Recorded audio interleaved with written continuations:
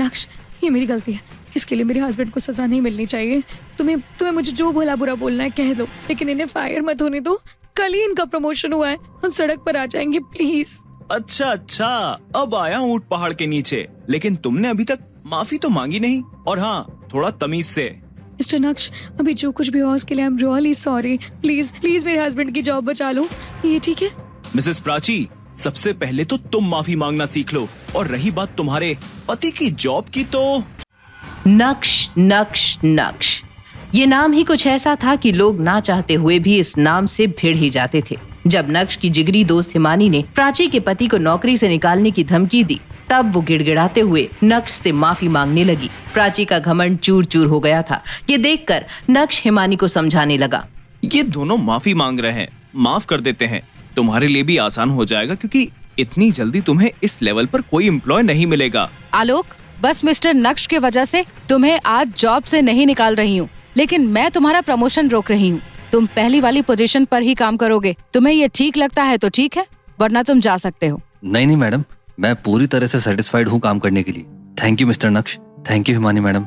शुक्रिया अदा करके प्राची और आलोक वहाँ से चले गए। वहीं कार्तिक और हिमानी नक्श को सूरत शहर के सबसे बेस्ट रेस्टोरेंट बोहो लेकर चले गए, जहाँ पर उनके पुराने दोस्त आकाश और रवीश उनका इंतजार कर रहे थे। नक्श ने उन्हें देखते ही गले लगा लिया।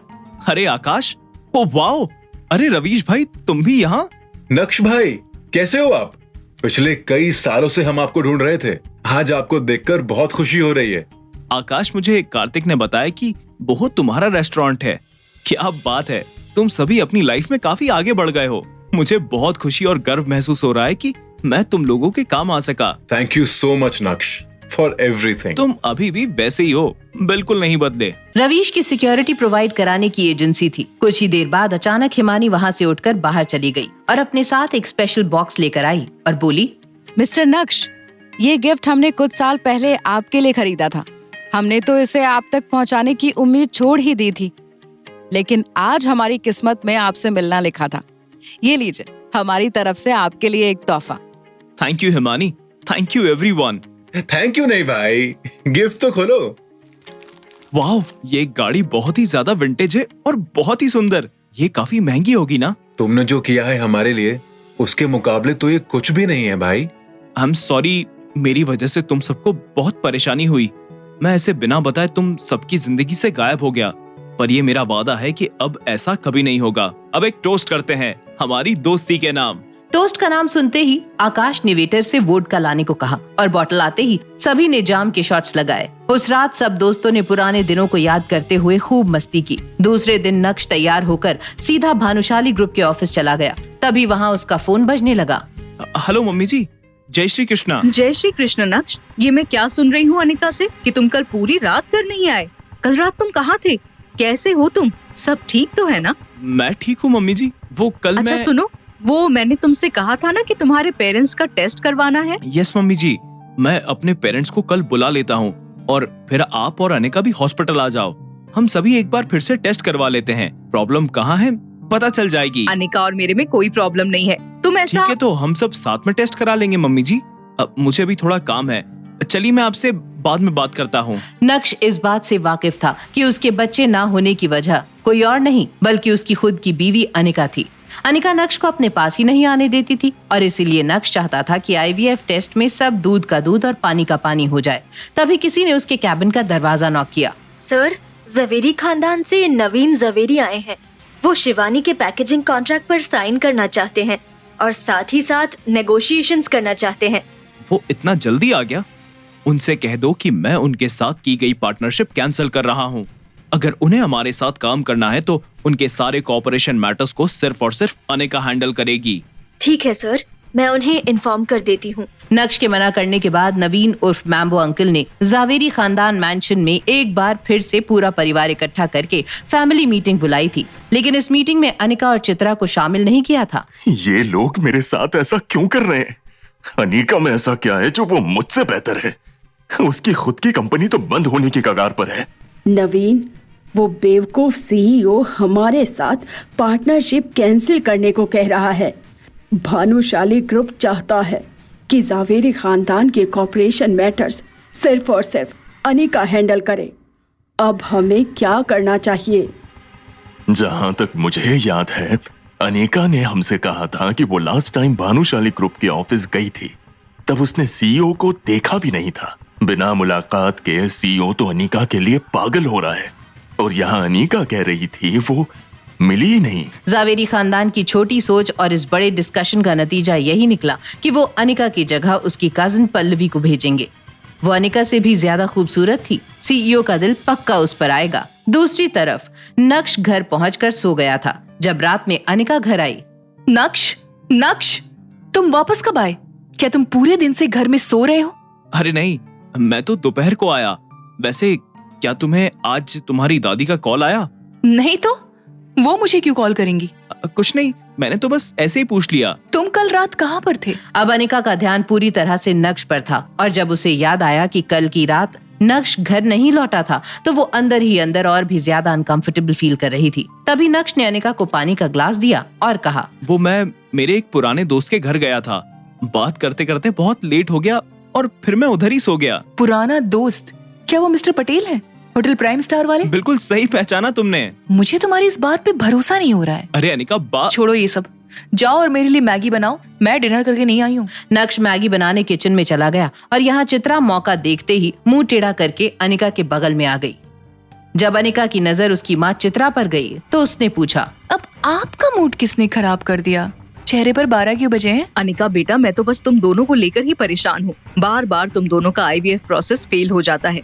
मुझे लगता है कि उसके पेरेंट्स में कोई जेनेटिक डिसऑर्डर है। बस मैंने नक्श को इतना सा कहा कि तुम अपने पेरेंट्स को बुला लो और उनका टेस्ट करवाओ।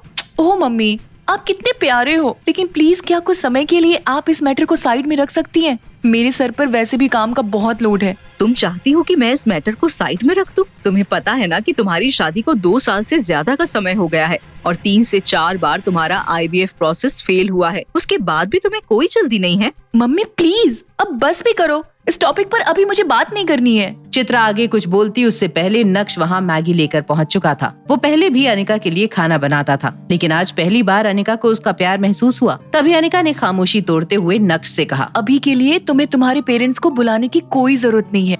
हम इस बारे में फिर कभी बात करेंगे। ठीक है, जैसा तुम बोलो। नक्श अपनी खुशी पूरी तरह से जाहिर नहीं कर पाया। ये बहुत बड़ा दिन था। अनिका ने नक्श के लिए चित्रा के सामने स्टैंड लिया, वो भी इतनी बड़ी बात पर। अगले दिन जब नक्श अपने ऑफिस पहुंचा तो उसकी सेक्रेटरी नंदिता फौरन अंदर आई। सर, जवेरी फैमिली ने कोलैबोरेशन की बात डिस्कस करने के लिए किसी को भेजा है। उनका नाम पल्लवी जवेरी है। उनसे कह दो सर आज बिजी हैं। पल्लवी के साथ वही हुआ जो होना था। जब उसने अपनी हार की ये खबर कल्याणी को सुनाई तो उसका चेहरा गुस्से से लाल हो गया। कल्याणी अब बेबस थी और उसके पास अनिका को कॉल करने के अलावा और कोई चारा नहीं था। दूसरी तरफ अनिका अपनी माँ चित्रा के साथ शॉपिंग कर रही थी। इसी बीच अचानक से अनिका का फोन बजा। हेलो दादी। अनिका, आज तुम्हारी दादी को तुमसे एक हेल्प चाहिए। क्या तुम अपनी दादी की हेल्प करोगी? हेल्प? बेटा, बात ऐसी है कि हमारे और भानुशाली ग्रुप के बीच में जो पार्टनरशिप हुई है, उसे लेकर मैंने ये तय किया है कि अब उसे सिर्फ और सिर्फ तुम हैंडल करोगी। तुम्हें कल भानुशाली ग्रुप जाना होगा और उनसे बात करनी होगी। सॉरी दादी, आपने ये मैटर मैम्बो अंकल को संभालने के लिए दिया था, तो मुझे लगता है कि अब आपको मैम्बो अंकल को ही सारी प्रोसेस की रिस्पॉन्सिबिलिटी देनी चाहिए। चलिए दादी, मेरे पास और भी बहुत काम है, बाद में बात करती हूँ। जय श्री कृष्णा। यहाँ अनिका खुश थी दादी को ना बोलकर, तो दूसरी तरफ नक्श प्राइम स्टार होटल पहुंच गया था कार्तिक के साथ लंच करने के लिए, जहाँ कार्तिक उसका एक ब्लैक कलर के बॉक्स के साथ इंतजार कर रहा था। आओ नक्श, बैठो। ये लो, इसे मैंने खास तुम्हारे लिए प्रिपेयर किया था। इस अमानत को मैं पिछले 4 सालों से अपने साथ संभाल कर रखा है। कार्तिक, तुम मुझे पहले ही एक बहुत बड़ा गिफ्ट दे चुके हो, अब मैं इस अमानत को नहीं ले सकता। ये चीज मेरे किसी काम की नहीं है। मेरी हेल्थ एकदम परफेक्ट है। तुम पहले भी कमजोर थे और अभी भी कमजोर नजर आ रहे हो, इसीलिए स्पेशली इस चीज को मैंने तुम्हारे लिए ढूंढा था। इस बात से नक्श थोड़ा हैरान हुआ, लेकिन कार्तिक की बात भी सही थी कि तभी कार्तिक का फोन बजने लगा। फोन उठाने के बाद कार्तिक के एक्सप्रेशंस कुछ ज्यादा ही सीरियस हो गए थे। कॉल रखने के बाद कार्तिक ने नक्श से कहा, माफ करना दोस्त, मुझे लगता है कि आज का लंच तुम्हें अकेले ही करना पड़ेगा। कुछ जरूरी काम आ गया है और उसे तुरंत सेटल करना है। मैं समझ गया, जल्दी जाओ और अपना काम खत्म करो। मैं इस अजीब गिफ्ट को चेक करता हूँ तब तक। कार्तिक के जाते ही नक्श ने फौरन उस बॉक्स को खोल दिया। उसके बीच में काले रंग की एक पिल थी जिसे वो तुरंत निगल गया कि तभी अचानक से उसे अपने पेट में एक तेज दर्द का एहसास हुआ। कुछ ही सेकंड्स में उसका पूरा शरीर कांपने लगा और देखते ही देखते नक्श बेहोश हो गया। क्या कार्तिक लेना चाहता है नक्श की जान? आखिर अब कैसे आएगा नक्श को होश? कैसे बच पाएगा नक्श उस ब्लैक पिल वाले जहर से?